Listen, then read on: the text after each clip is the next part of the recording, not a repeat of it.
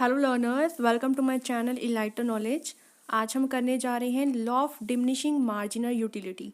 ये आपके utility analysis के दो लॉज काफ़ी इंपॉर्टेंट होते हैं। पहला है आपका law of diminishing marginal utility और दूसरा होता है law of equi marginal utility. तो इस लेक्चर में हम लोग डिस्कस करने जा रहे हैं law of diminishing marginal utility के बारे में। So let us start now. पहले है law of diminishing marginal utility क्या होता है। देखिए, law of diminishing marginal utility ही एक फाउंडेशन है यूटिलिटी एनालिसिस की, क्योंकि जो हमने यूटिलिटी एनालिसिस में जो भी चीज़ें पढ़ी हैं वो सब कुछ law of diminishing marginal utility से ही रिलेट करती हैं। हमने अपनी डेली लाइफ में बहुत सारी चीज़ों को एक्सपीरियंस किया होगा। जैसे कि हम एग्जांपल ले लेते हैं फाउंटेन पेन्स की। आप पेन्स की एग्जांपल लो, क्या होता है कि हम जैसे जैसे पेन्स का नंबर बढ़ाते जाते हैं तो उससे जो मिलने वाली यूटिलिटी होती है, जो सुसेसिव यूनिट से मिलने वाली यूटिलिटी होती है वो कम होती जाती है। कि अगर जैसे मैं मान के चलो एक स्लाइस ब्रेड का खाया, दूसरा खाया, तीसरा, बाद में जो उससे मिलने वाली जो सेटिस्फेक्शन होती है, यूटिलिटी होती है, वो कम होना शुरू हो जाती है। तो यही उन्होंने यहाँ पर बता रखा है पेन की एग्जाम्पल को लेकर। It is the reality of man's life which is refer to in economics as law of diminishing marginal utility. कहते हैं ये रियलिटी है मैन की लाइफ की, कि हर जगह पे कहीं ना कहीं आपका ये लॉ अप्लाई हो ही जाता है, जो है law of diminishing marginal utility. मतलब मार्जिनल यूटिलिटी आपकी क्या होती रहती है, डिमिनिशेस, कम होती रहती है। और किन किन इकोनॉमिस्ट ने इस पे काम किया है। This law is attributed to many economist of the 19th century, जिनमें नेम है Bentham, Gossen, Jevons, Menger and Walras का। जेवॉन्स क्या कहते थे कि ये ऐसा लॉ है जो एक साइकोलॉजिकल लॉ पे बेस्ड है, जो वेबर फ्रेचर ने दिया था, which state that increase in quantity of a commodity, the significance of additional unit goes on diminishing। मतलब जैसे जैसे आप क्वांटिटी को बढ़ाते जाओगे वैसे वैसे क्या होगा कि उसका जो इम्पोर्टेंस है, सिग्निफिकेंस है, वो कम होना शुरू हो जाती है।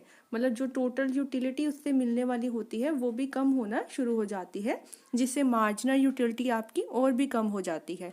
प्रोफेसर बॉल्डिंग कहते हैं इसे the law of eventually diminishing marginal utility. मतलब अलग अलग लॉज, अलग अलग नेम दिए गए हैं इस लॉ के, और इसे गॉसन का फर्स्ट लॉ भी कहा जाता है। One of the most important question है ये, कि जो आपका law of diminishing marginal utility है इसे और भी क्या कहा जा सकता है, गॉसन का फर्स्ट लॉ होता है।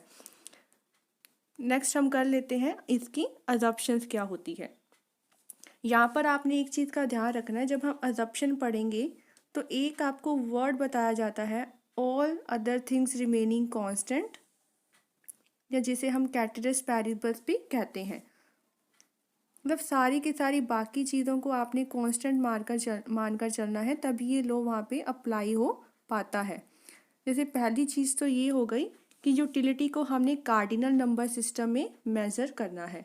कार्डिनल नंबर सिस्टम आपको बताया हुआ है मैंने, 1 2 3 4, मतलब नंबर के अकॉर्डिंग इसको मेज़र कर सकते हैं। सेकंड है आपकी मार्जिनल यूटिलिटी, जो मनी की है वो कांस्टेंट रहने वाली है। This is marginal utility of money remains constant. मतलब जो भी मनी की आप वैल्यू को बिल्कुल चेंज नहीं करोगे, एडिशनल यूनिट ऑफ मनी आपको क्या है, कांस्टेंट ही टर्म्स देने वाला है। नेक्स्ट है आपका जो मार्जिनल यूटिलिटी हर कमोडिटी की क्या रहेगी, इंडिपेंडेंट रहेगी। मतलब हर यूनिट से मिलने वाली जो आपकी कमोडिटी की यूटिलिटी होती है वो इंडिपेंडेंट होती है, आज़ाद होती है, वो किसी पे निर्भर नहीं करती है। नेक्स्ट है every unit of commodity being used is of same quality and size. हर जो यूनिट आप लोग कंज्यूम करवाने जा रहे हो उसका साइज़, क्वालिटी सेम होनी चाहिए। इसका मतलब यही है कि आप लोग सिर्फ और सिर्फ एक कमोडिटी को कंज्यूम करवा रहे हो, या कमोडिटी अगर लेनी है तो उसका क्वालिटी साइज बिल्कुल क्या होना चाहिए, सेम होना चाहिए। नेक्स्ट में आपको उन्होंने बता ही रखा है कि there is continuous consumption of the commodity.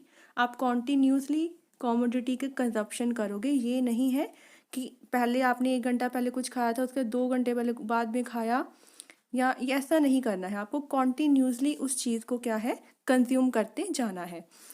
Next और भी कुछ ऑप्शन है। Suitable quantity of commodity is consume.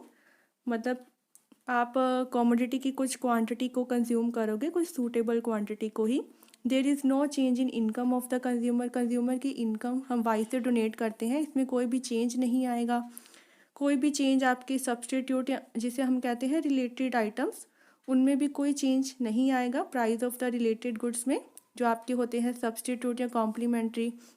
There is no change in taste, fashion and habits of the consumer, मतलब जो कंज्यूमर के टेस्ट है, फैशन है या हैबिट्स है, वो चेंज नहीं होगी, वो भी कांस्टेंट रहेंगी।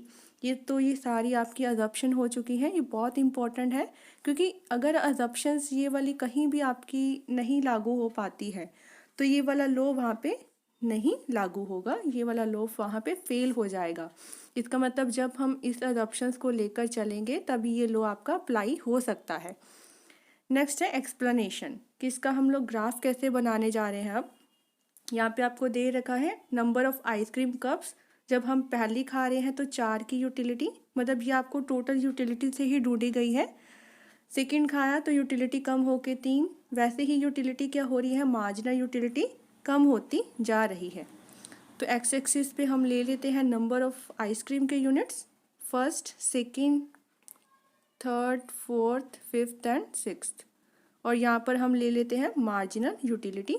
आपकी -1 भी दे रखी है नीचे, तो -1, यहाँ पे 1, 3, यहाँ पे 2, 3 एंड 4। बस ग्राफ को अगर हम प्लॉट करवाएंगे तो आपको डाउनवर्ड स्लोपिंग मार्जिनल यूटिलिटी की कर्व बनेगी। तो आप देख सकते हैं फर्स्ट जब हमने आइसक्रीम का यूनिट लिया तो आपको मार्जिनल यूटिलिटी 4 मिल रही है, सेकंड पे 3, 3 पे 2, फोर्थ पे आपकी 1 हो गई, यहाँ पर 0 आ जाती है, और 6 पे आ जाती है आपकी -1। तो आपका ये चीज़ ऐसे बन जाएगी। ये है आपकी मार्जिनल यूटिलिटी का ग्राफ, जो हमें बताता है कि जैसे जैसे आप लोग कंज्यूम करते जाओगे एक ही कमोडिटी का, कॉन्टीन्यूस कंजप्शन करोगे, तो आपकी मार्जिनल यूटिलिटी वैसे ही डिमिनिशेस होती जाएगी। बस ये आपका लॉ था, सिंपल सा था, जो हम डेली लाइफ में भी देख सकते हैं। अगर एक ही कमोडिटी को बार बार कंज्यूम करवाएंगे तो यहाँ पर आप लोग देखिए फिफ्थ जो आइटम है यहाँ पे 0 हो चुकी है।